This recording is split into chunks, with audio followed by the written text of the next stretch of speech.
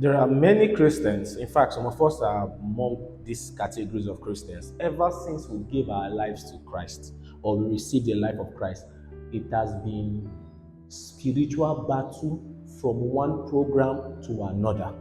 We go for this program, we are fighting the witches in our father's house. We come back home, we rest. We go to the next program, we are fighting the witches from our mother's house. We come back home, we rest. We go to the next program, we are fighting the witches in the territory. We go back home, we rest. We come back again, we are fighting the witches of our families. We are always fighting battles that we hardly even have time for the work that God has truly called us to do. If you want to buy a car, you must destroy demons. If you want to build a house, you must destroy demons. If you want to travel out, you must destroy demons. And I want you to know, in Christianity, in as much as we are born again, you can still be self-centered. And that is what many of us are doing when the focus of our spiritual life is about securing ourselves and making sure that we and our families are okay. We do not even understand what good works are and what God truly called us to do.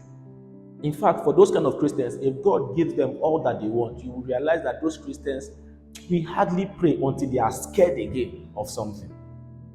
They will hardly find a reason to tarry in the place of prayer or even give God their best, except something scares them.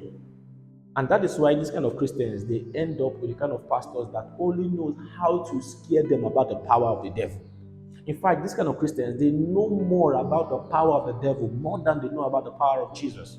They don't understand that we are not fighting from the place of fear or from the place of not wanting to be defeated. We are fighting from the place of victory.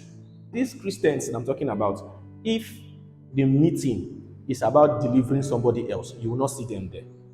Because they don't really care about what God actually wants them to do. They don't really understand what good works is. But as long as the program is about delivering themselves, they are never fully delivered. Something is always haunting them, something is always chasing them. When will you have time to sit down and say, let me enjoy this victory and do God's work with confidence?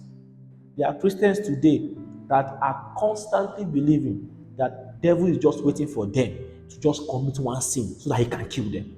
And so their obedience to God is not because of God, it's because of the fear of not wanting to die or not wanting to lose their wealth or not wanting to lose something. It is their obedience is not about their honor for God.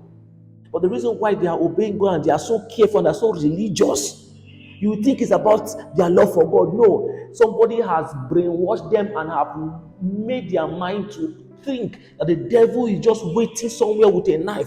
If this one just commits one sin, we'll finish him. And so they are always in a church, and so they are always praying, and so they are always making sure that nobody in their house makes any mistake, because they feel that if they do anything wrong, the principalities and power that they have been fighting for years, that they have never still come to defeat, we touch them. We have many rich Christians that will never come out for evangelism, but when there is a program that is about protecting their wealth from demons, they are always there because something in them is still very carnal. Brethren, we must wake up from this delusion. We must wake up from this mentality. This is not the kind of Christianity God has called us into.